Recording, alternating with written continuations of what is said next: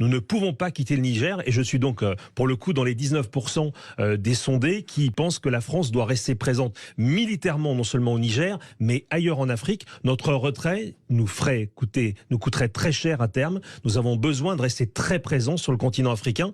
D'autant que c'est la base principale aujourd'hui au Niger de la lutte contre le terrorisme. Mais c'est la seule qu'il nous reste aussi, après avoir été chassé d'autres pays. Donc il y a un intérêt stratégique évident pour la France à rester présente. Donc on verra, la situation est évidemment très confuse pour le moment, mais notre intérêt premier, c'est de rester sur place le plus longtemps possible. Évidemment, de protéger nos ressortissants. Ils sont 5 à 600. Pour l'instant, pas de rappel des ressortissants. Non, mais écoutez, la situation est un peu ambiguë parce que le président qui a été renversé peut quand même continuer à communiquer avec ses homologues. Oui. Donc on voit bien que la junte n'a pas coupé tous les ponts et qu'elle garde plusieurs fers au feu. En tout cas, nous devons absolument rester ici parce que sinon, c'est la dégringolade complète et nous le paierions cher dans l'avenir. Donc il y a un intérêt national bien compris qui est que la France reste sur la présente question de la lutte contre le terrorisme, en l'occurrence, c'est ça. Mais pas que. Écoutez, c'est-à-dire, moi je veux pas être naïf parce qu'en diplomatie, il faut pas être naïf. La France a besoin d'être présente en Afrique, y compris pour ses intérêts économiques. Voilà, c'est pas la peine qu'on se raconte d'histoire parce que Moscou,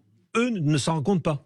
Moscou veut absolument assurer une présence parce qu'il y a un intérêt économique. Nous devons avoir la même logique. Et donc, bien sûr que c'est consommateur de temps, d'argent, mais c'est aussi pour nous une manière d'assurer notre indépendance, en tout cas une partie de notre indépendance. En l'occurrence, vous avez parlé de l'uranium tout à l'heure, et ça nous paraît absolument essentiel. Donc, ne soyons pas naïfs, on peut nous accuser de ce qu'on veut. La France a un grand passé en Afrique et elle doit conserver une partie de celui-ci pour l'avenir.